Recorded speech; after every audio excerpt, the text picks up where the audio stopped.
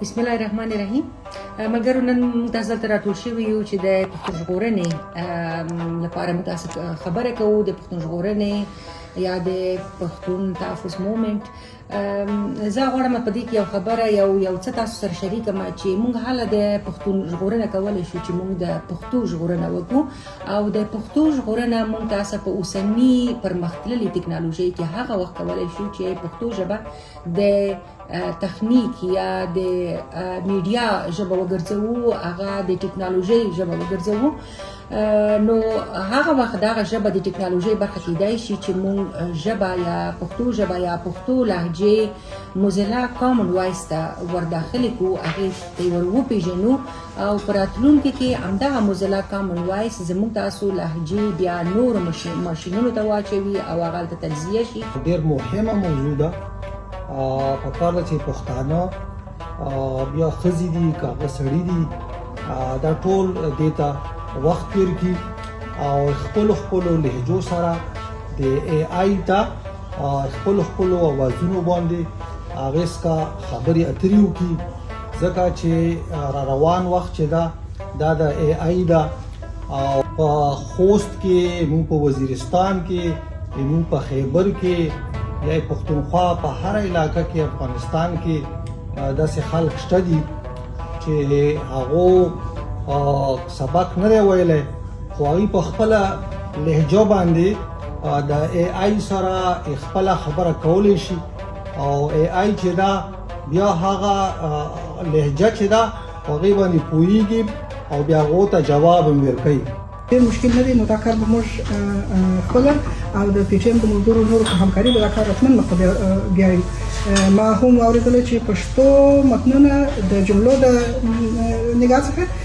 تقریبا په اول مقام کې ولاړ دي، د جملو تعداد اول مقام ته رسېدلی چې دا ډېره غټه لاسته راوړنه ده. په دغه نه دی چې موږ تاسې د ملت په حیث ډېر لرې سره پاتې شوي یو د بل، نو دې ته به یو ځای کار کوو د خیر سره. په لاندې راتلونکي وخت کې باید نور هم ښه لاسته راوړنې ولرو. ستاسو څخه ډېره مننه ده. او دلته خوشبختانه چې ډېر یو غټ تعداد تر 6,000 کسان دي په دې کې مصروفه دي. زموږ میرمنې زموږ خویندې د افغانستان په دې کې ښه فعالې دي، که څه هم هغه میرمنو ته هلته د کار زمینه هم برابره کړې ده. دغه کامن وایس دوی ته یو مزد ورکول کېږي چې هغه ډېرې کمې پیسې دي زموږ لپاره په اروپا کې.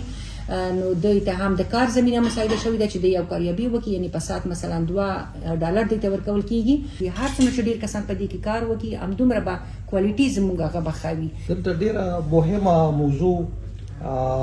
راغله مخې له چې موږ یې خور د ای آی یا د نوې ټکنالوژۍ په حواله باندې وکړه. یقینا ما ته ډېر خوند راکړو او ډېر مهمه موضوع ده. په کار ده چې پښتانه بیا ښځې دي که هغه سړي دي دا ټول دې ته وخت ورکړي او خپلو لهجو سره د ای آی ته خپلو اوازونو باندې هغې څخه خبرې اترې وکړي، ځکه چې را روان وخت چې دا د ای آی ده. او ډېر مهم ټکي ته اشاره وکړه، هغه دا ده چې موږ په خوست کې موږ په وزیرستان کې موږ په خیبر کې یا پښتونخوا په هر علاقه کې افغانستان کې داسې خلک شته دي چې هغو سبق نه دی ویلی خو هغوی په خپله لهجه باندې د ای آی سره خپله خبره کولی شي او ای آی چې دا بیا هغه لهجه چې دا هغې باندې پوهیږي او بیا هغو ته جواب هم ورکوي. سټیټ ریاست د طرف نه هغو ته ډېره پاملرنه نه شوې، خو بیا هم زموږ شاعرانو ادیبانو په ډېرو کمو وسایلو کې او ډېر په مجبوریتونو کې په مشکلاتو کې دا ژبه ساتلې ده او تر دې پورې وساتله چې نن ای آی مخې ته راغلو او د ای آی د برکته اوس دا زموږ چې کوم د ژبو دا خپل خلک دي، شاعران دي، ادیبان دي، یا ژبې څخه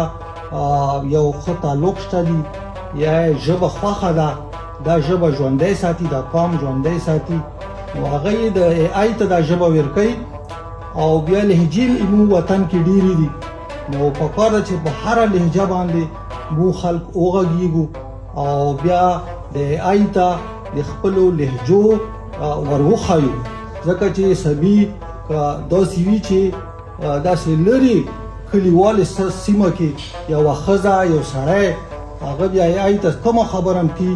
نو آی به هغه پېژني او دا پښتو به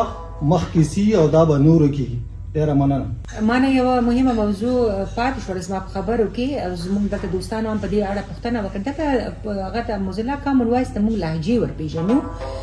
دلته به دا ډېره ښه وي چې موږ د هر لهجې څخه د هر د افغانستان تاسو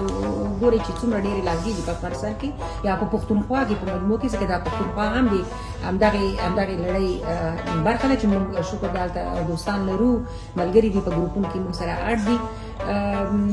دلته د لهجې ورپېژندل دي نو که هر څومره ډېر کسان دلته کار وکړي لهجې به موږ ډېر وروپېژنو. موږ د خوست لهجه پښتونخوا هلته پښتونخوا کې وزیر دي هلته مسعود دي هلته هغه دي که هر څوک په دې کې ګډون وکړي نو مثلا یو بې سواده یا هغه څوک چې لیک لوست نشي کولی فقط په ټلیفون باندې پوهېږي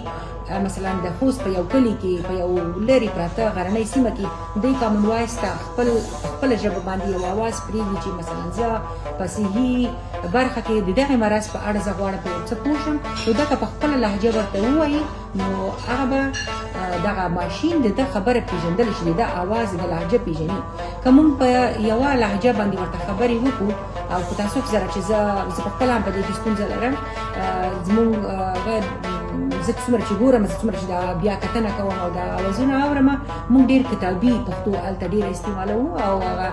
کلیوالي لهجو څخه موږ ډېر کار نه ده اخیسته لکه یو څوک دلته بس اواز باید وشي لکه څوک چې خبرې کوي ځکه ماشین یې باید وپېژني. نو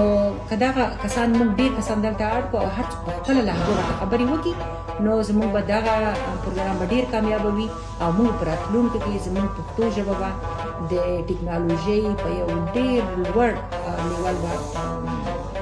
راشي او موږ وکولی شو چې د افغانستان په هر ګوټ کې په هره لهجه کامن وایس ته خبرې وکړو او خپل